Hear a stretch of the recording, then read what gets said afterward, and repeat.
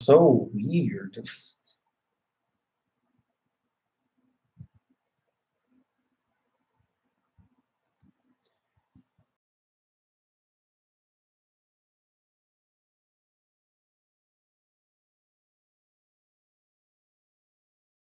Apologies for like the two people that are consistent on this channel, but hello and welcome to another Tony Talks episode. This isn't really a series. This is a channel where I shoot the shit on things that just happen to be on my mind or topics that go outside the realms of movie and anime that I can't talk about on the Black Critic Guy channel. I primarily just talk about basketball things because the NBA playoffs are happening right now, so that's kind of got a lot of my attention. Um, you've seen the title, OK3 Blunder, a failed experiment, and I'll be honest, guys. I'm happy it failed.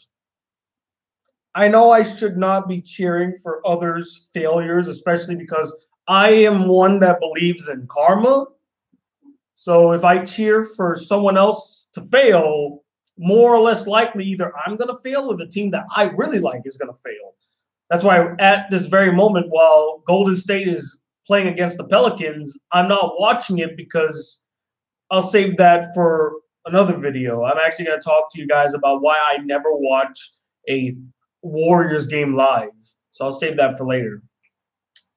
But I'm not going to lie. I'm happy that this blew up in everybody's faces because I can't tell you how annoyed I was by the sports media.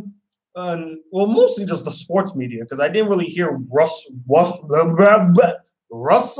Westbrook really bragging on about like, yeah, got the super team coming for you KD, coming for your fucking cupcake ass.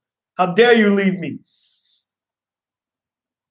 But I'm glad that this blew up. And I'll tell you why I'm glad that it blew up. Because all I ever heard from like the sports media from like October all the way till late March, early April, oh my God, the OKC Thunder, they're going to be the best team in the West. They're the only team in the West that can possibly take down Golden State because they got Russell, they got PG-13. They got Carmelo Anthony and Steven Adams. They're the real prohibitive favorites in the West, guys. Second best team in the West. And you know what?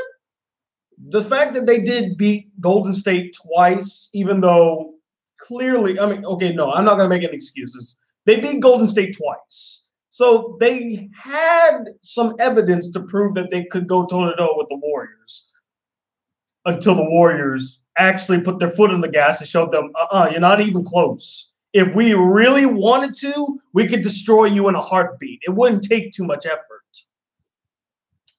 So yeah, I'm glad that this blew up. I'm glad now everybody's going to have to bite their tongue and kind of hold back because, again, all I heard from the sports media is like, oh my God, this is the best trade ever. Oh man, Indiana got gypped. And we'll get to Indiana in a second.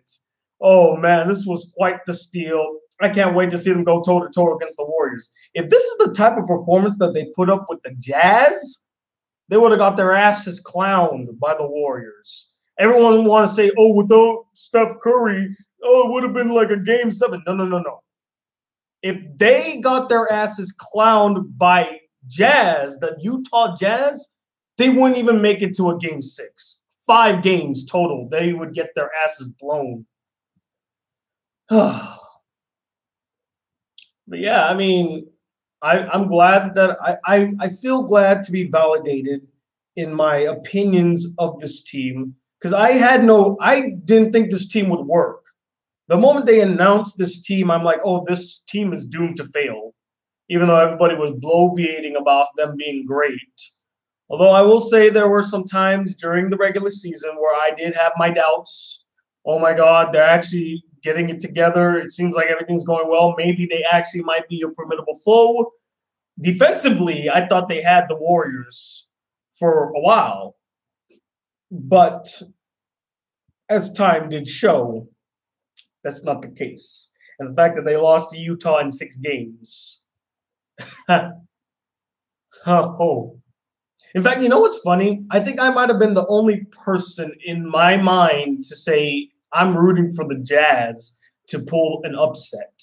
Everybody was saying, "Oh, it's going to be a close game, but I think it's going to be OKC in 7." And I'm like, I think Jazz in 7. I mean, I've never seen. I'll be honest. I never saw them play before before the playoffs. But I am so damn impressed by Donovan Mitchell. He might be my second favorite player to watch. To watch, not second favorite player in the league right now. But my second favorite player to watch. Number 1 is Steph Curry. Number 2 is Donovan Mitchell. Number 3 is Joel Embiid. Number 4 is KD. And number 5, Kyrie Irving. They're my top 5 favorite people to watch in the NBA. Kyrie made me like the Celtics. That was surprising to me. But those 5 people are my 5 favorite players to watch in the NBA currently. Because they make the game seem so much fun, you know. Especially KD. The fact that he's not playing right now, it still hurts me. And they're not putting him in for game 1. I swear to God, Kerr, I'm knocking on wood right now. But if we lose game 1, I'm blaming you.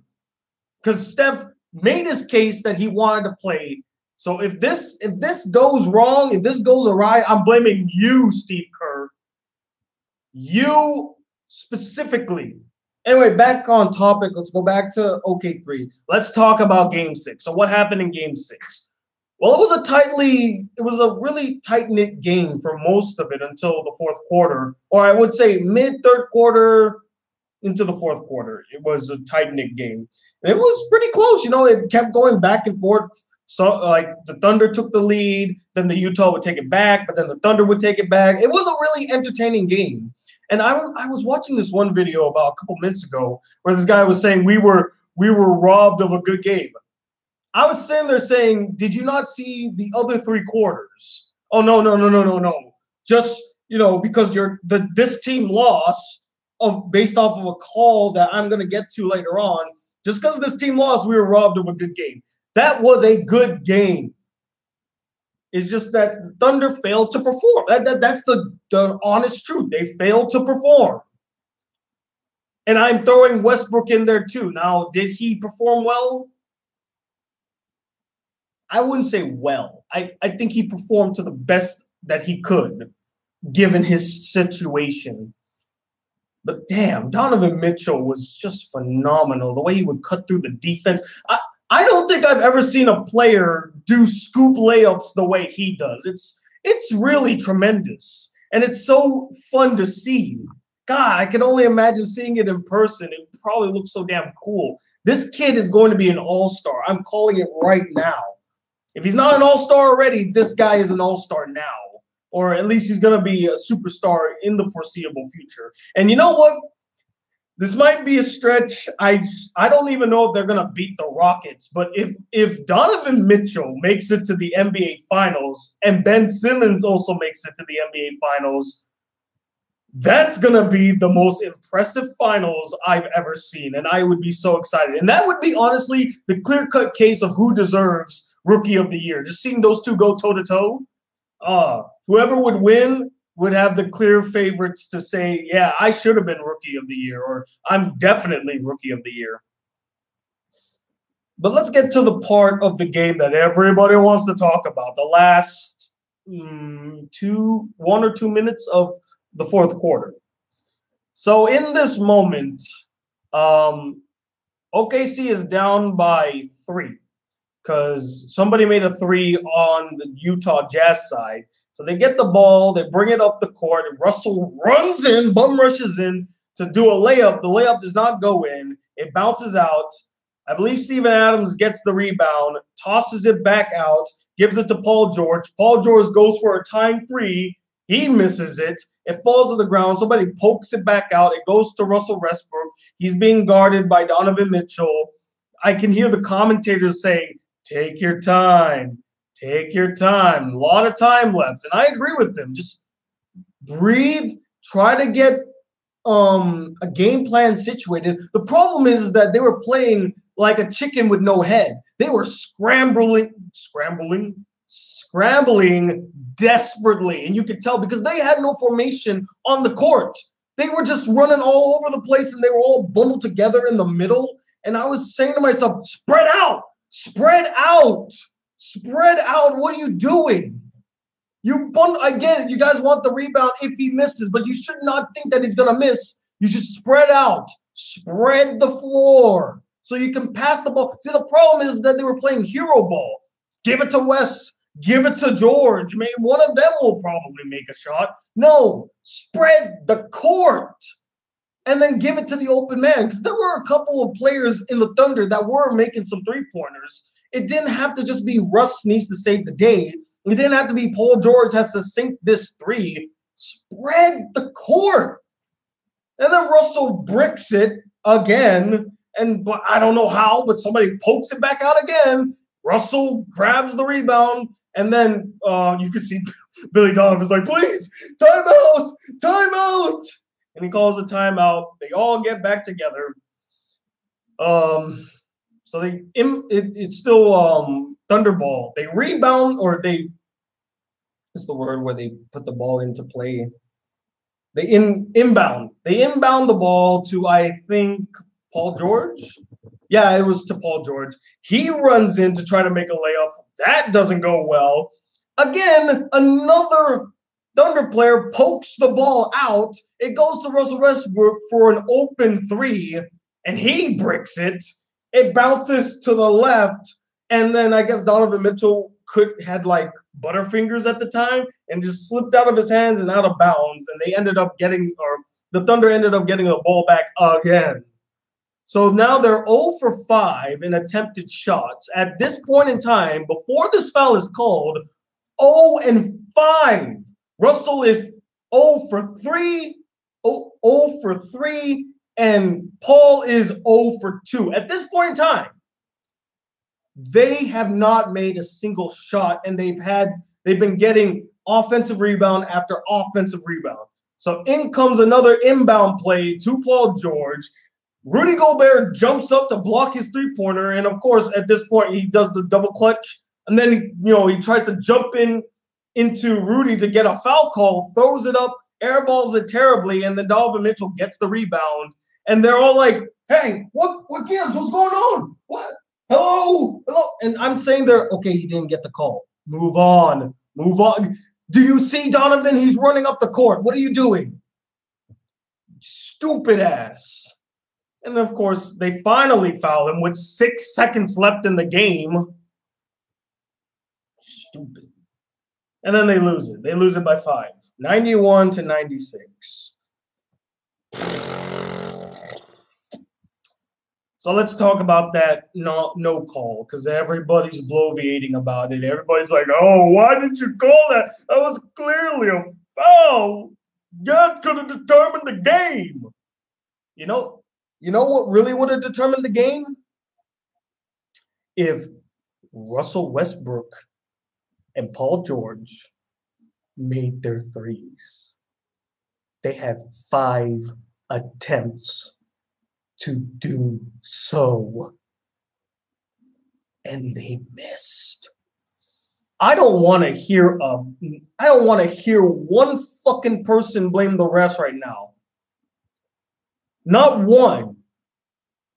If you're gonna blame the refs, Russ and Paul George are equally to blame.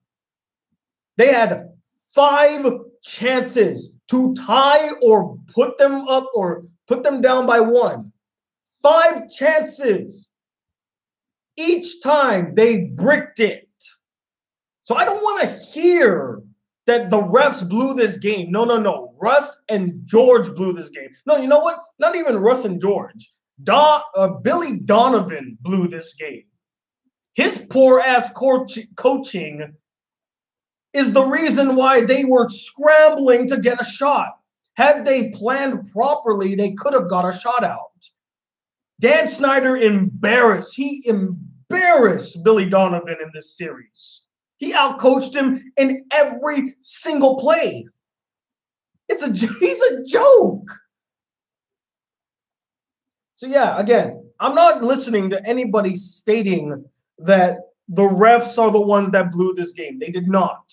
Paul George and Russell Westbrook blew this game.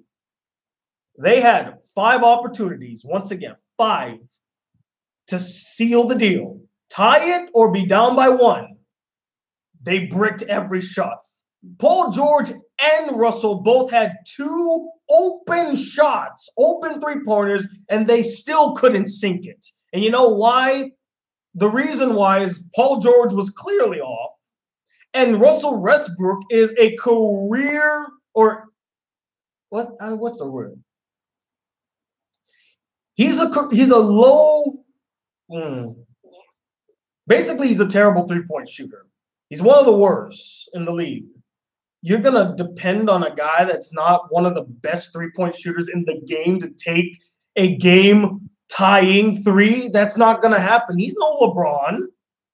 This isn't like LeBron moment where just give me the ball and I'll make the shot. That's not going to happen. Russell Westbrook has such a low basketball IQ. He can't take good shots. He takes wild shots. He takes shots just to take a shot. It's that Kobe thing all over again, which people I get. One of the arguments I hear a lot is people say that we praised Kobe for doing that. I was not one of these people. I always thought his dumbass was one of the reasons why they would lose games, taking these stupid-ass shots. When he could have easily have passed it to an open man, but he decided, no, it's my ball. I got to take the game winner, or I got to get the tying shot, and then he bricks it. And then he deserves every blame that he gets for blowing the game. That's why I do blame Russell. I think he is as culpable in this loss as Paul George, even though I will say Paul George is more culpable than Russell Westbrook, because at least Russell was trying. At least he was putting the effort.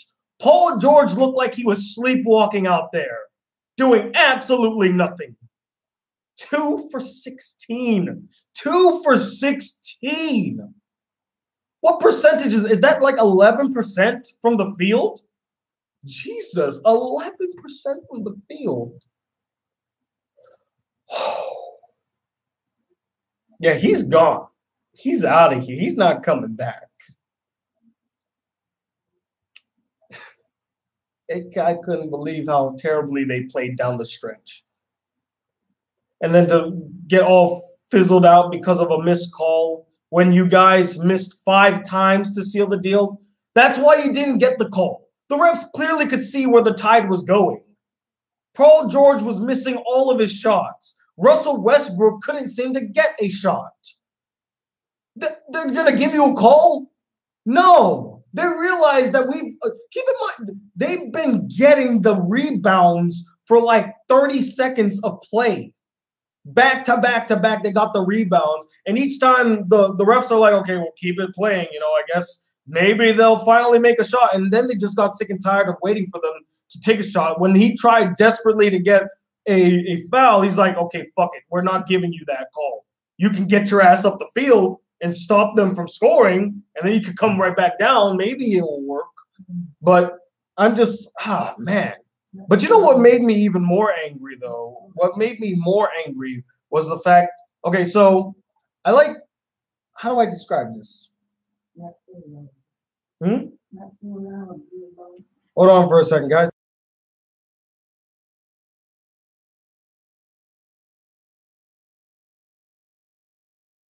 Sorry about that. It was my grandmother. She was telling me not to be too loud. You guys know how I get when I'm loud. Anyway, what was I saying?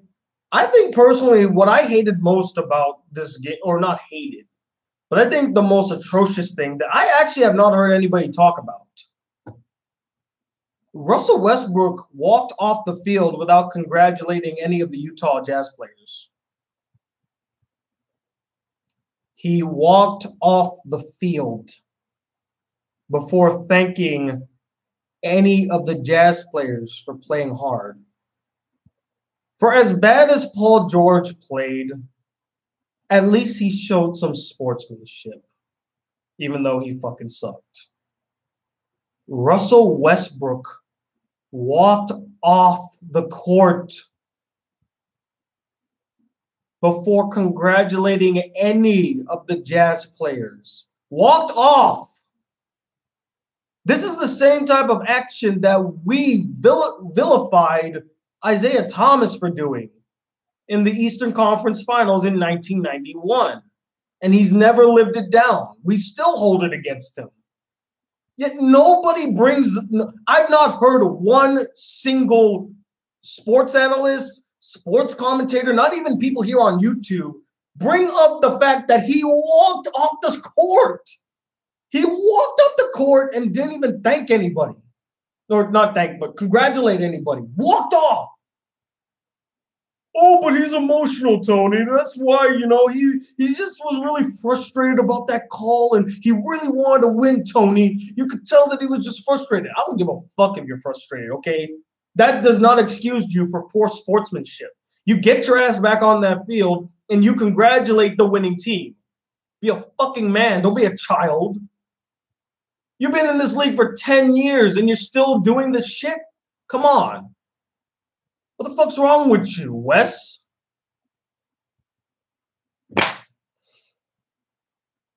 Walked off the field. How's nobody spoken of this? He walked off the field. Or I should say court. He walked off the court. And then he gets into a yelling skirmish with a fan. Now, in his defense, the fan was being extremely rude. He just got done getting his ass handed to him by a rookie and a bunch of players no one even paid any mind to.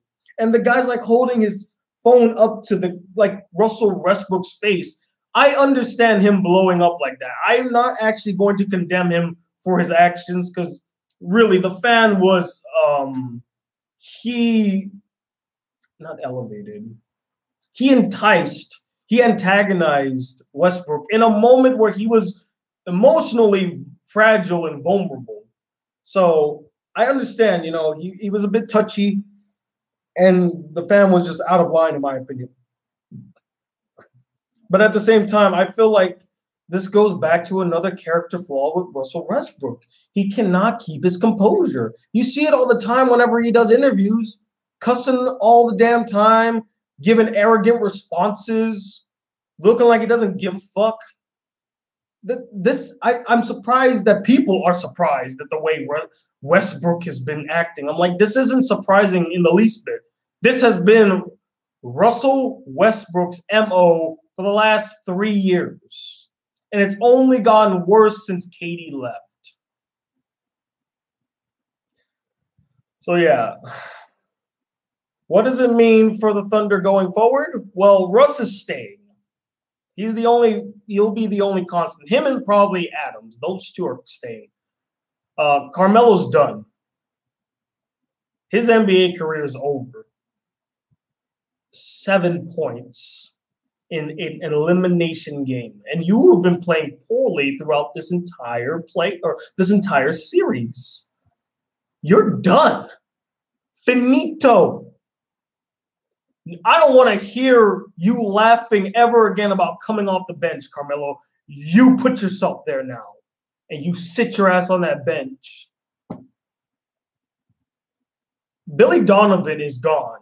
He's getting his ass fired. If he has not been fired yet, it's going to happen soon. And you know what? Good fucking riddance. He should have been fired last year. He's an awful coach who does not hold his players accountable. You should have fired his ass a long time ago. And Paul George, he's gone. I know he said in his press conference, like, well, I really want to stay here and play, but we'll figure out this. He's gone. He's leaving. He knows that he cannot succeed with Westbrook. I'm sorry. As great of a talent as Westbrook is, the man does not elevate his fellow players. He does not play team basketball. He plays me basketball. Me. I have to be the hero. He plays hero ball. And I'm sorry, but in this day and age, hero ball is dead. Why do you think LeBron is struggling to even beat the Pacers? Because the game between the Pacers versus Cavs is basically hero ball versus team basketball, but at a better, much more even level. Because I know people will bring up, like, what about Atlanta? Atlanta played team basketball and LeBron beat them soundly. Well, yeah, well, he had Kyrie and he had Love, these two perennial all-stars. Not to mention, there was no good players or not like amazing, transcendent players in the Hawks. I'm sorry. As good as they were never transcendent. They were solid at best, good regular season team, but that's as far as they're going to go. Victor Oladipo, he is transitioning into quite a sensational, transcendent player, and he proved it in Game 6 last night. My goodness, what a beautiful performance.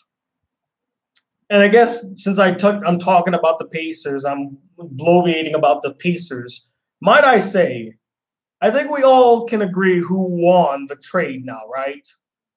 I think we know who won this trade. And you know what? I'm happy for Indiana.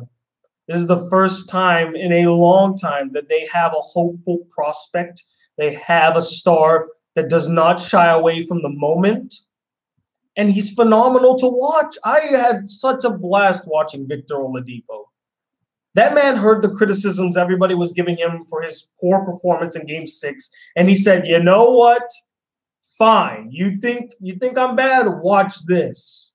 And he brought his A game because he knew that this game, it was literally win or go home. He had to win this game or else their season's over. And he was scrappy as hell, bro. That was well done, Victor. Well done. I hate to sound like Colin Cowherd, but he has a point about how people who go away from Russell Westbrook end up doing better in their NBA careers.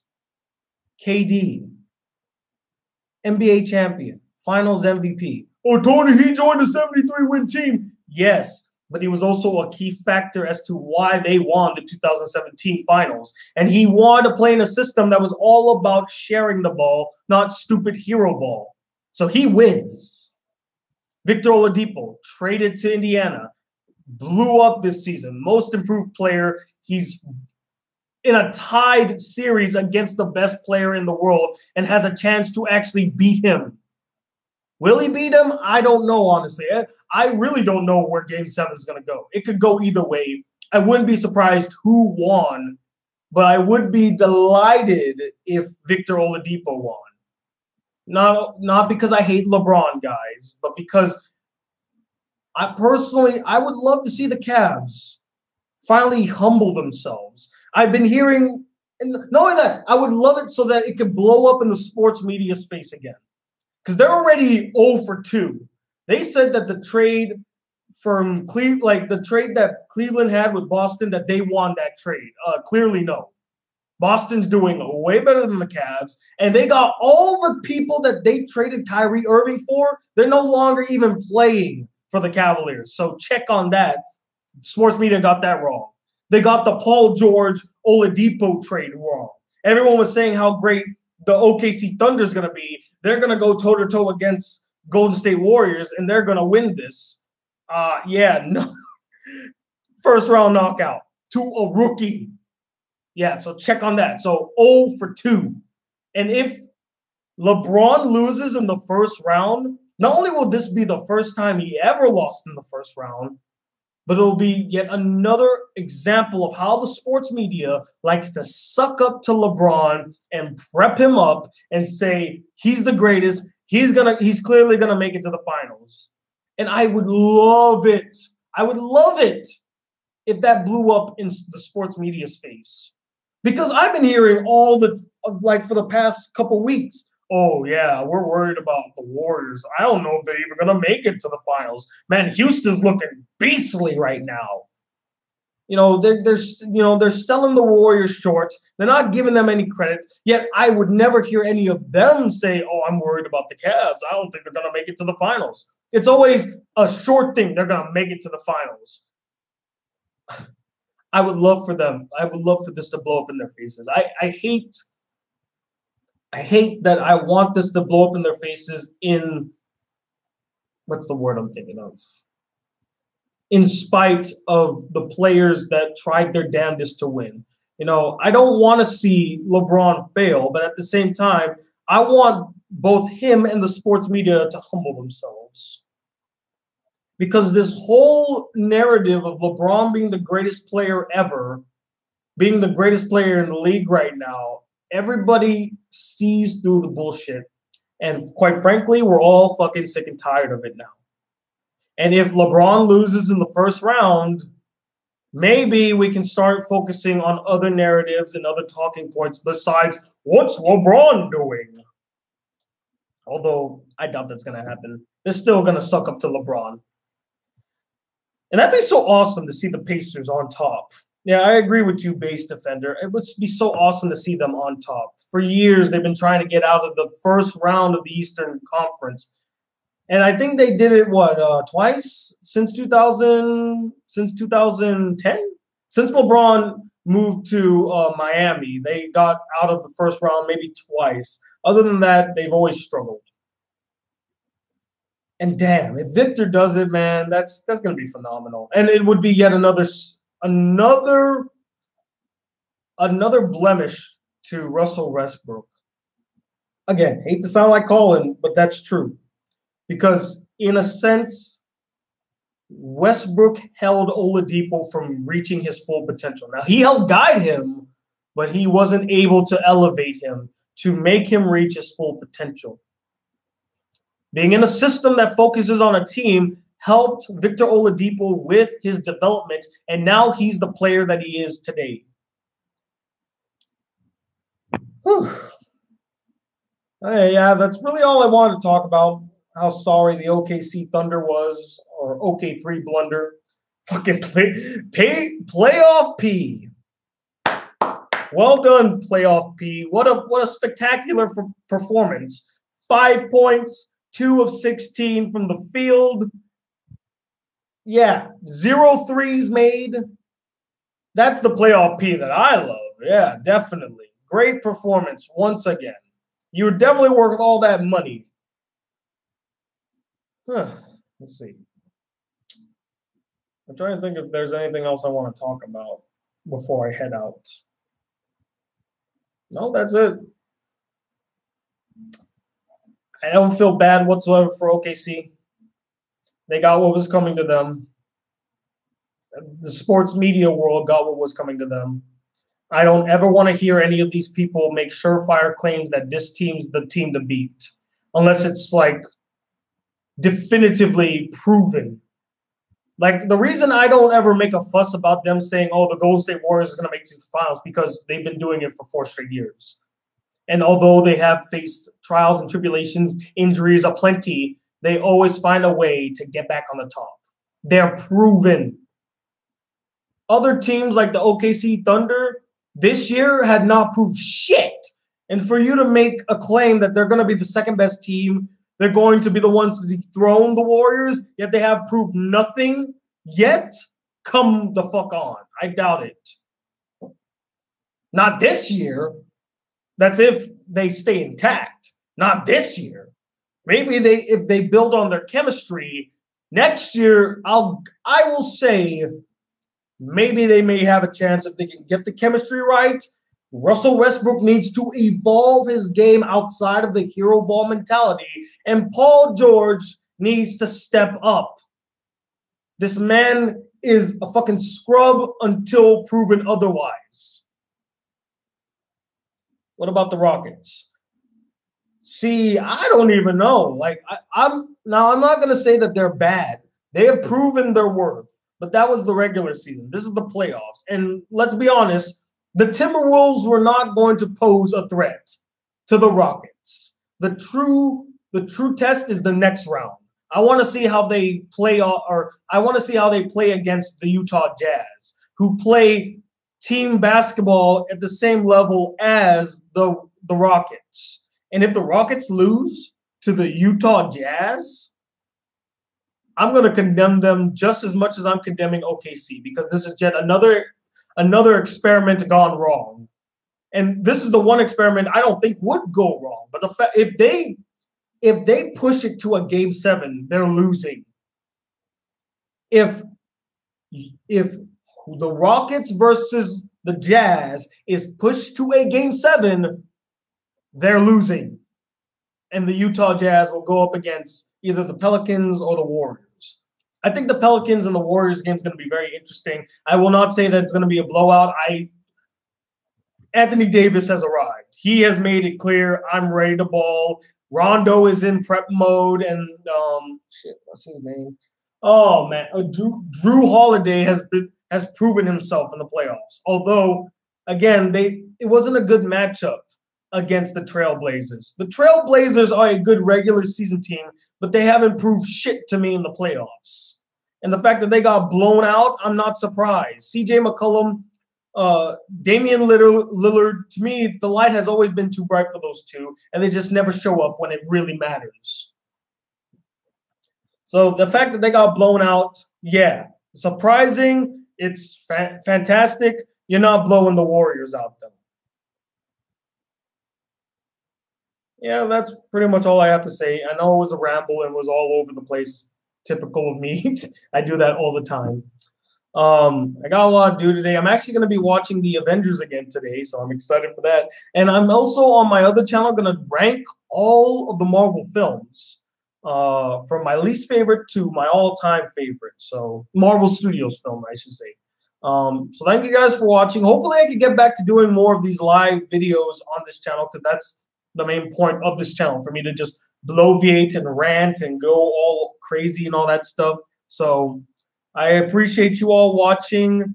That's it. I'm done. I'll see you guys later. Peace.